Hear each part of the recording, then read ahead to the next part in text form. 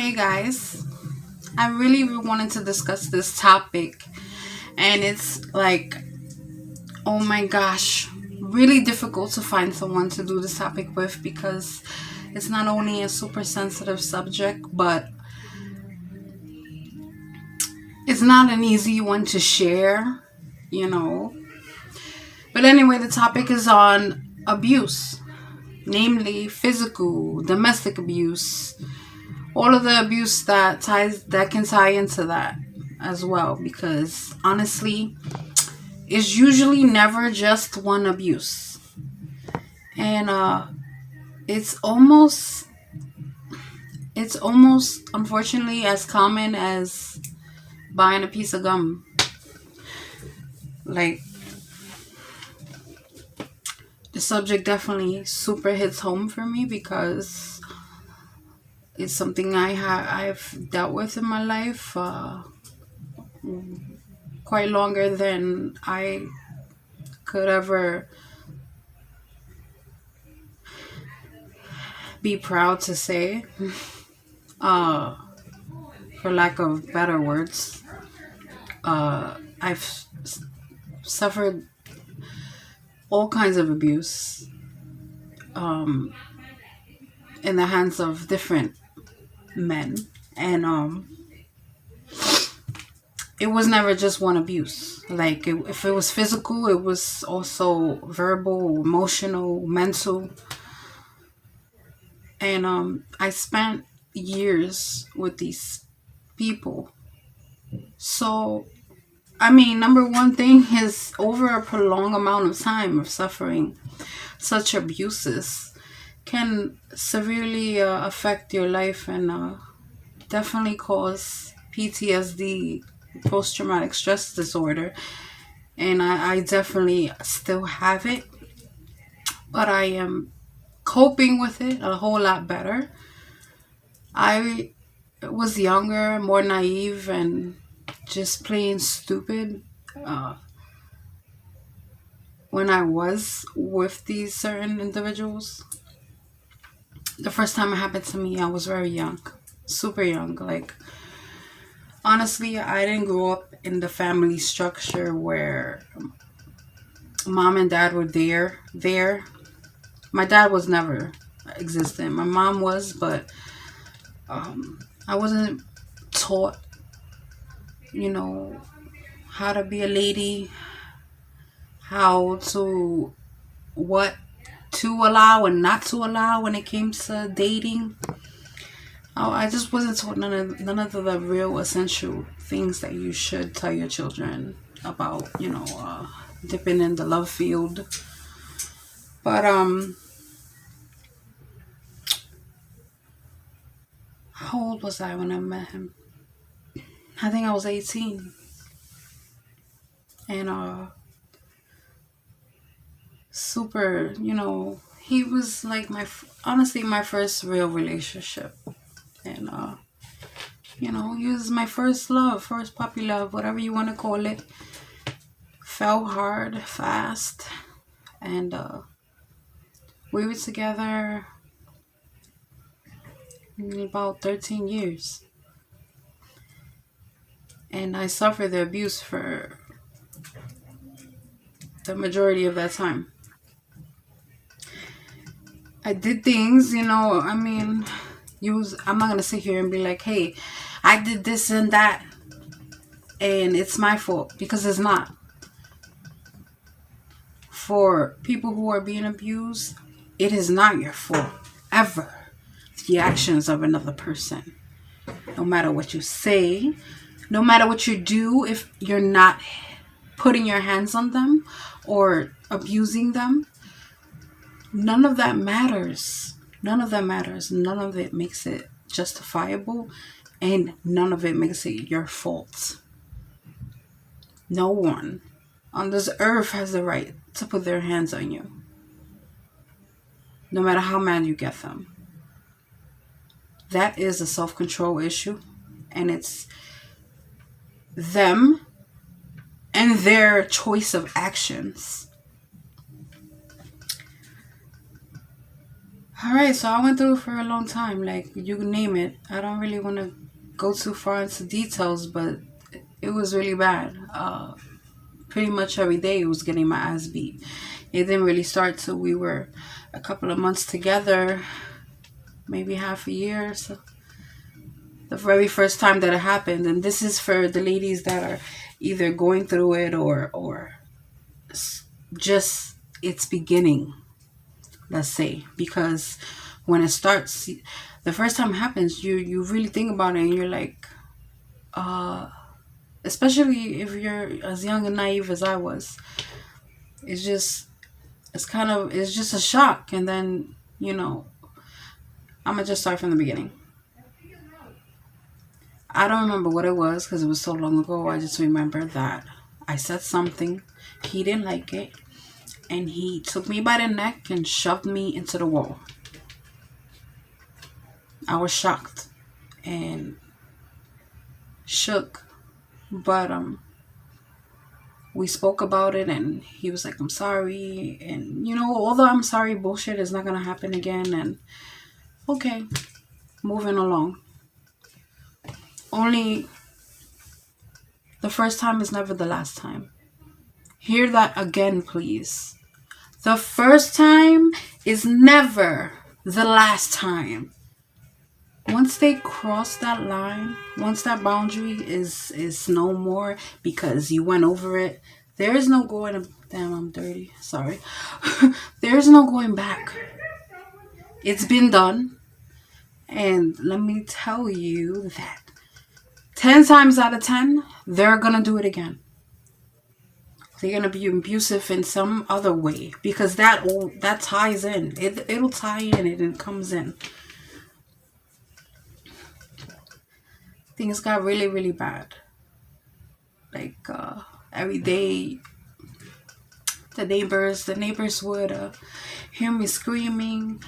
I tell you, in the whole amount of time that I lived with him, they called the police one time. Nobody even called the police. They would hear my screams. The whole building knew what he would do because there was no hiding it. When we were hanging out, he wouldn't care where he did it really either because he was hanging out with his friends, everybody would be together, and when he would start his shit, his friends would really and I was a little bit thrown off by this. The fact that his friends would really walk away. They'd leave the house when he was getting like that and starting to hit me. And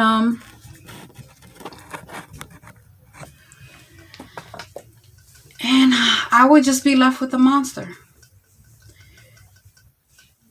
When we were outside in the street and he would hit me, a lot of times it was because a guy was looking at me, or if a guy tried to talk to me, or just plain stupid nonsense.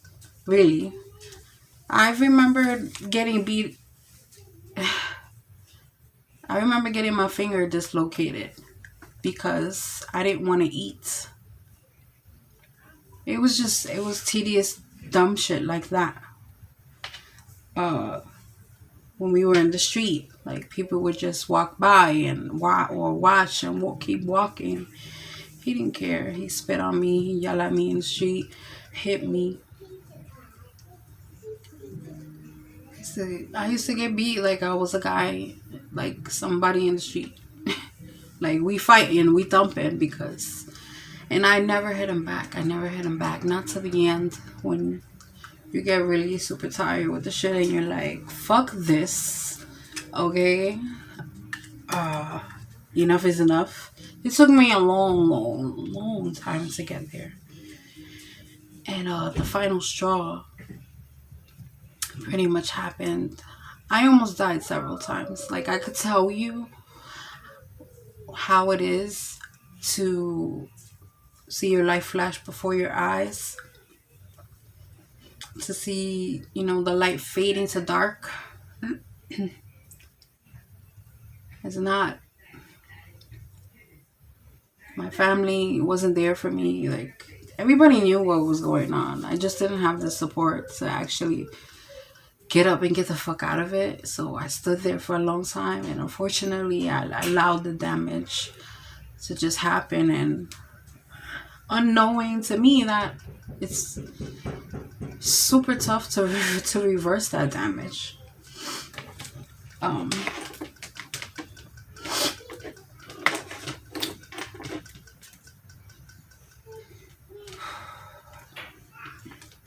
I don't blame the individual. I blame the individual for their actions, but for staying and for dealing for so long, that's on me. That's definitely on me. Today, I it's just unacceptable. Totally unacceptable. And for the amount of time that I dealt with it, the physical issues I have now that follow me because of it, it's not worth it.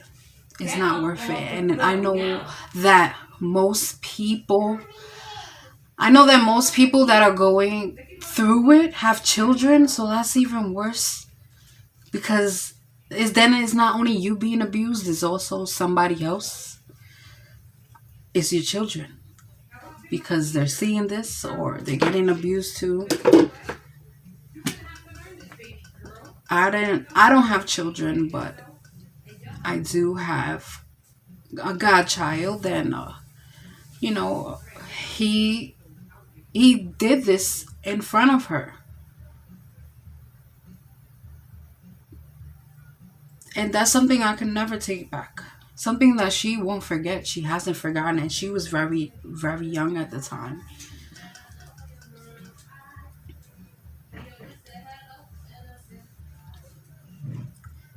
The way that came to an end was that the final time was I had moved on with somebody else. I'm not a total angel. Like, I won't say that I never did anything wrong to get him upset, because I'm certain that I did. But again, and he knows this to this day, like, he would say no matter what, he shouldn't have did what he did.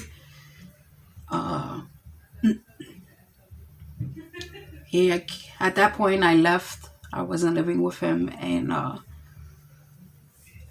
he had came to the place where I was staying, and he totally just lost his fucking mind. He bit me multiple times all over my body. He was beating on me, and that was just it. That was the last straw.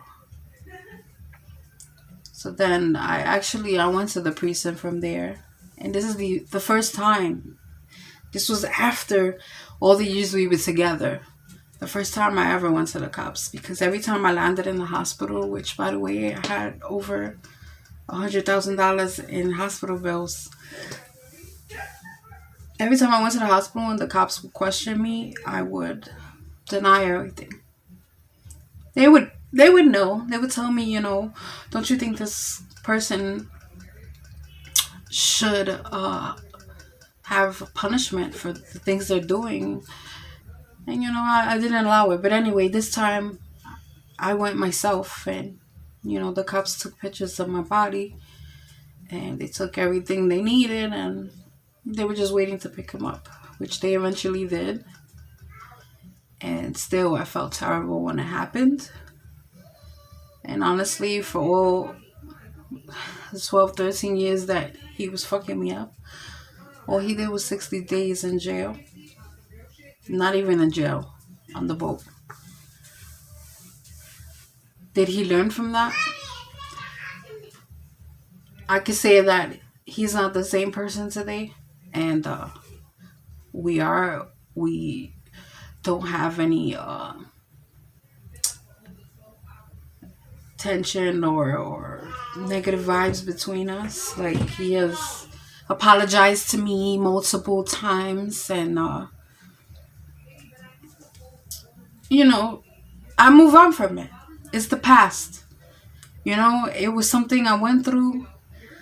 And honestly, to this day, I still have I have nightmares, and I still suffer from the PTSD, but move on from it. It took me a long time.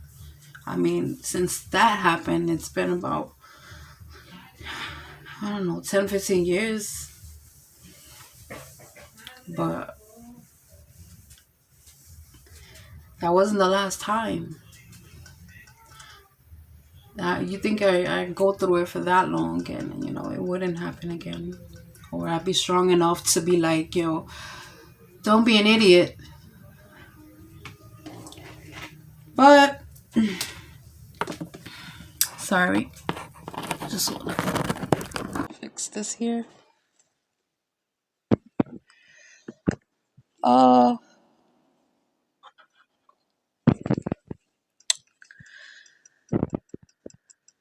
After him, I met someone who was abusive in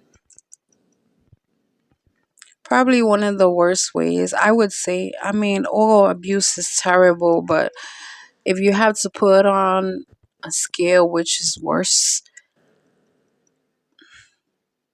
emotional and mental abuse is definitely up there, because those are way, way more difficult to rid yourself of, as opposed to just physical scars, you know what I mean? Even though, like I said, I suffer verbal abuse, that will fuck you up too, but it was more of him just cursing me out and calling me a bitch and whatever names in the book. This guy that I dated after was, he would put me down and tear at my self-esteem, because he had serious, like, super super crazy self-esteem issues. And still, me not knowing, unexperienced in dating life, not being told, right from wrong, I'm thinking, hey, this guy's just broken. He just needs somebody to be there for him. And because I am very much the loyal wifey type that, I treat you like you are. I put you on that pedestal and treat you accordingly. Only certain people don't deserve that at all. In fact, when you see any of these red flags, your only reaction should be to never speak and keep moving forever. But I still with him. We were together a year and a half. And he didn't want me having any social medias. He was super jealous. Like, if we were outside and the guy was even looking at me, he would try to start a fight with him. One particular time, we were coming back from Brooklyn with my sister and her boyfriend, and um, some guy was looking at me in front of the building, and he said something, but we didn't hear it. But it was kind of like, trying to holler type of stuff. And he went off. He said, oh, yeah, yo, he walked up the stairs in my building ahead of us. He just ran up the stairs, mind you, 16 flights. He went to get a kitchen knife because he wanted to stab this guy. My my sister's boyfriend had to stop him. We had to stop him. Like, he still went outside, and luckily the guy wasn't there. Matter of fact, the guy was around, but he was like, "Oh, you trying to talk to my girl? You looking at my girl?" And the guy was like, "Nah, nah, nah." And then that's when my sister's boyfriend came and he stopped him because he took out the knife. And just, whoa, whoa. And it was always like that. He was just extra and like a hold over me. I remember I was with him when I went to, I think, coloring this tattoo, and it's right here, right? The guy's not going. The tattoo artist is not going in my nipple to do that.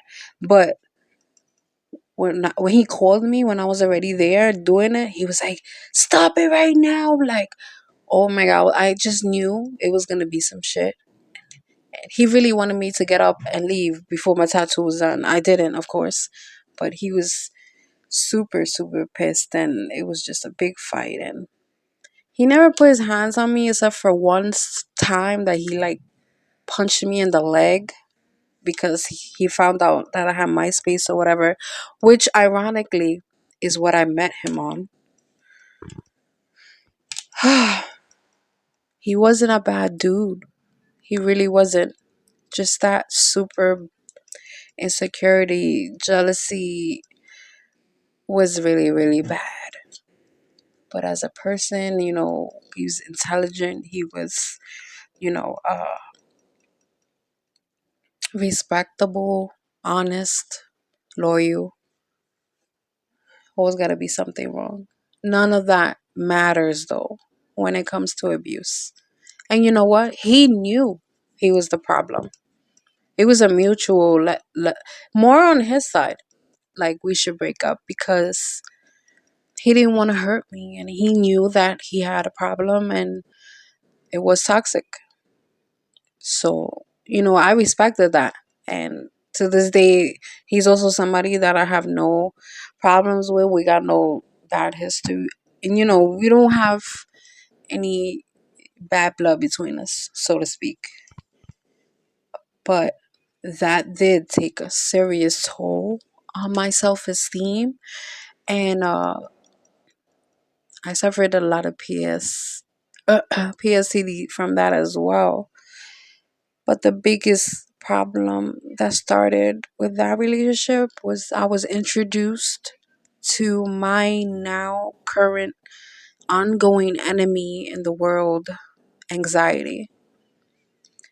And that was just the beginning of it because at the beginning it was very, very minute. It wasn't as heavy as I get it now because over the years, still dealing with pieces of shit, it's gotten even worse. And to this point where I'm really battling it. But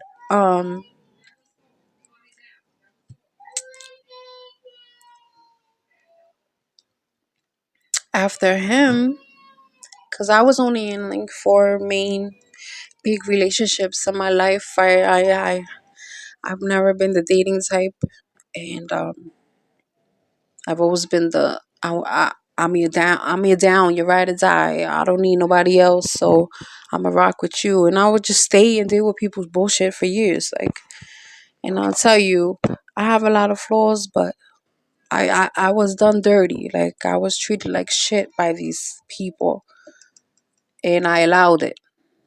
And that is the key thing, is that I allowed it because I had the choice to get up and leave.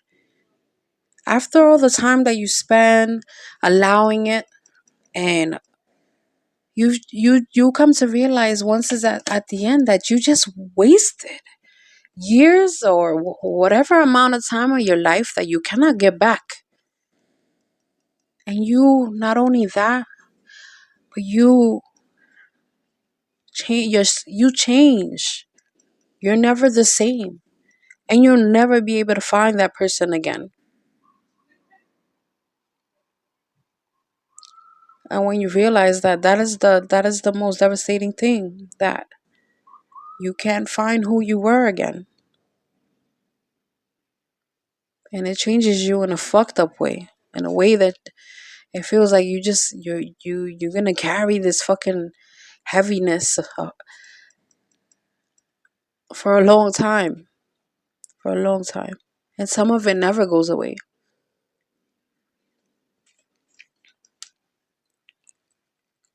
It started to affect me with other people. I started to be more aggressive, and I was never like that. Like when I met my first abuser, I was so innocent. I was timid. I wasn't as outspoken as I am now. I, I, I wished on many occasions that I could find who I was before, but that's just not what happens. And I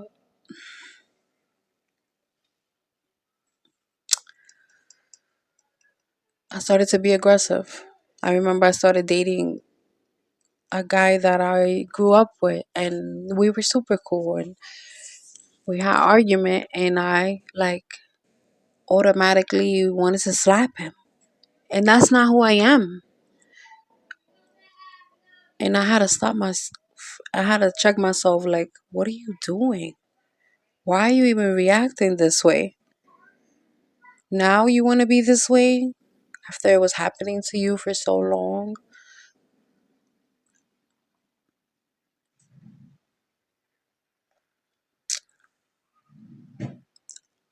Uh, I will say that the guy that put me through that all those years, the very last time he put his hands on me was the very last time, because he just went to push me. He went to push me against the wall, and I automatically reacted, and I swung a right hook so bad that he had to go to the hospital and get stitches. He still has the scar over his eyebrow. And I went with him, and the doctor was like, it looked like you were in a prize boxing fight. And ever since then, anytime anybody's put their hands on me or one of my friends, I've came to the aid, and I have opened up quite a few people on the way. Well, men, women too, but that's something else. Uh,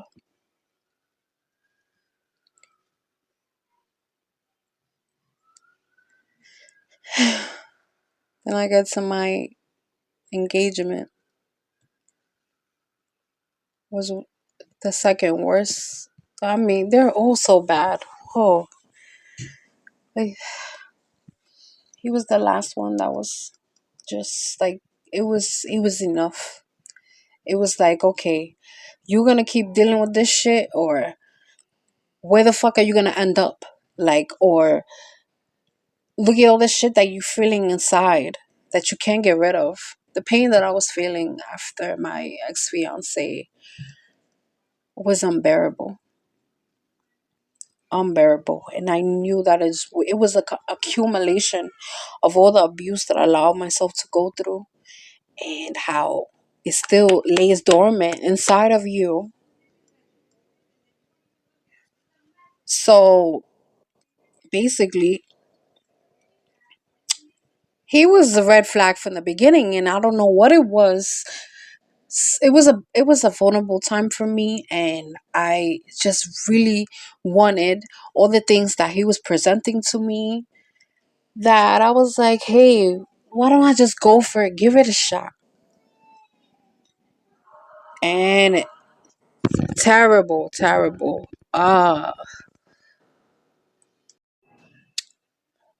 So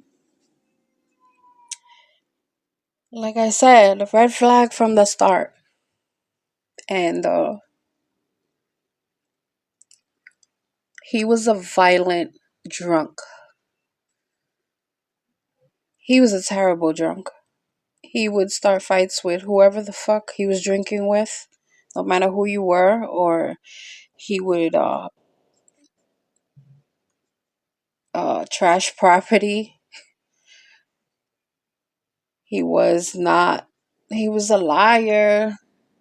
He never actually committed the act of cheating on me, but he was doing other things that were inappropriate. Uh, he would go on his drinking binges, not come home all night, fall asleep. Like, when he would drink, his mind would literally get up and leave. Like, literally gone. You couldn't ask this guy what happened, who was around him. Nothing. It was just like blank. He was just another person. And there were so many instances. I lost so many friends, friends that we were hanging out with, and they didn't want to deal with him. He embarrassed me in front of my family, and at the worst of the worst of it, we were living together like just a few months in, because of our circumstances. It just kind of happened, and It was a hard road because I didn't have, like, I don't deal with my family, and I wasn't really close with anyone really. I didn't tell the people closest to me. At the time, my brother was still alive, and I just dealt with it alone. When he would drink, he would trash our house. He would break everything. He would always be buying me stuff because he had to replace the shit that he would break. He didn't think he had a problem though. He was in so much denial. And I stood by him, and I dealt with it. And the that was an abuse of his own, was dealing with the way he would act, and then the next day him trying to act like nothing happened. It did a number on me. And when he would be out on binges all night, the anxiety the anxiety of not knowing if he was alive or if he was fighting someone. I had gotten calls from the cops, from his friends, that he got locked up. Like, it was. So then naturally, whenever he did go out, it was like, what call am I gonna get tonight? I was never at peace. I had to save him in so many situations, or like just deal with, and it was bad. It was bad. And I was like so in love with him at the time that I was just stupid. And it came to a point where I wanted to get out of it, and I didn't have a way. I didn't have nowhere to run. But let me tell you, ladies, if it's like that, there's places that will help you. There are places. Don't settle, don't worry. I know it's hard because of the children as well, but don't put them through it either. They know. Even if you say they never around, they know. And it's not okay. Get away. It doesn't, it'll never be worth the baggage that you're left with after. So, we got to 3 years, this close to the marriage. So close. Because we were planning that year to get married in October. And it was in April that we broke up. And I just, I couldn't take it. I couldn't take it.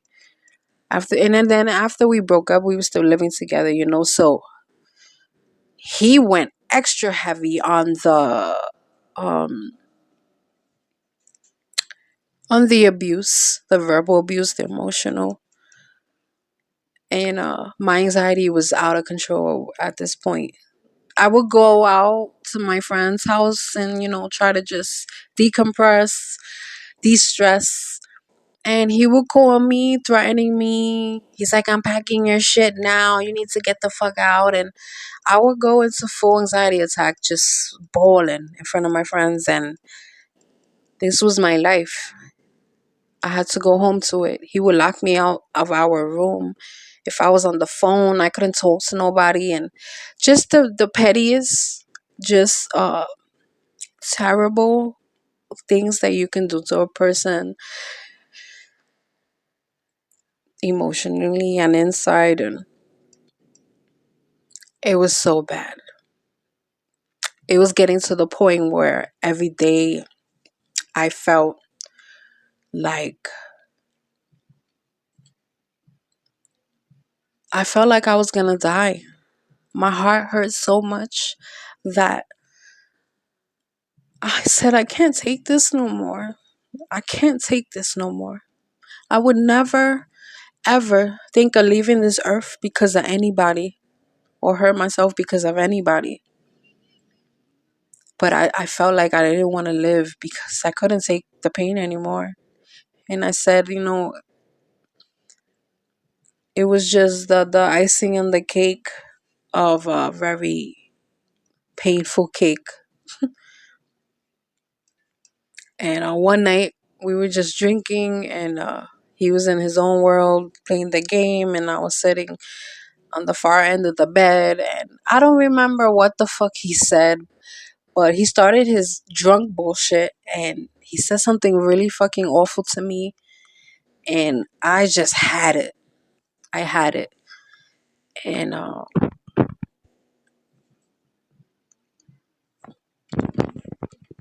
long story short, I shouldn't be alive right now. I attempted to take my life, and I failed. And I took that as a super, super inclining that I needed to get the fuck away from him now. And that's what I did. I packed my stuff, and I moved to a girlfriend's house in the meantime. And I did that. Uh, I attempted the suicide 1 week before Chester Bennington. Chester Bennington from Linkin Park. And I'm a big Linkin Park fan, so that hit me like super deep. And I just kept strong after that. I had to. But that was probably the most downest, deepest place I've ever been. And to this day, he doesn't get what he put me through. His family doesn't get it. And ironically so, because he was putting his family through it all the time, which is why we ended up living together. I just didn't know he had this long history of this bullshit. And then, after a while, they started to act like I was the bad guy. Oh, you don't let him go nowhere, or they thought I was controlling, but that's not what it was. They didn't understand what the fuck I had to deal with. How I become the bad guy when I'm the one being abused is beyond me. And honestly, if you're that type of family, you're not helping them. You're only feeding the negative problem within them. But whatever. Uh I have no issue with his family. It is what it is, and people think what they want to think. I was there, he was there, and he knows that he fucked up. I mean, it took him 2 years to leave me alone after that. But, eventually he finally got it.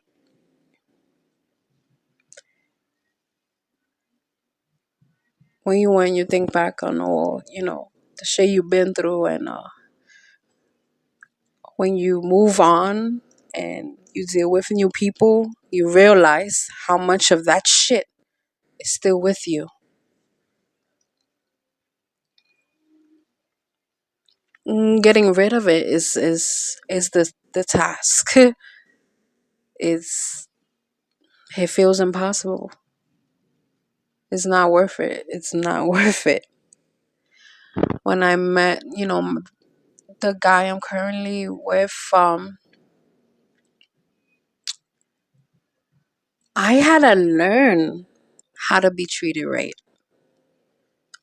And I know that sounds weird, but I mean, for the people that can relate, you understand what I'm saying, and I'm gonna try to explain it best I can. Is once you've been in such toxicity, it's something you get accustomed to. You don't know any other way.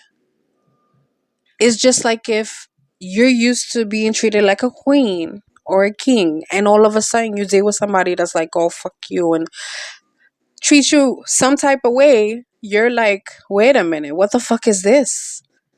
Whoa, I don't want that. What are you doing? Something's wrong here. And that's how I felt. Oddly enough, that's how you'll feel when it's right. You kind of gotta, you get used to it. It's like we would argue because he would be like, "Why you don't let me do nothing for you?" Like la la la la la. Like let me cater to you. Like I didn't understand these things,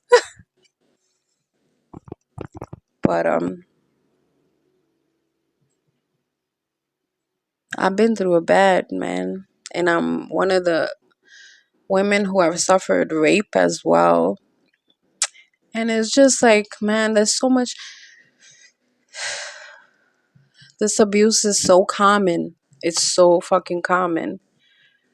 And if we as women, men too, don't stand up and stop it, it's just gonna keep going down generation to generation. It's important to teach our sons too how to properly behave with women.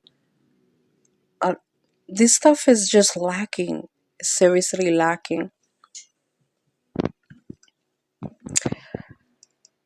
Hopefully, maybe in the future, I could do another one of these with someone that's willing to share their story. If you're out there, please reach out to me.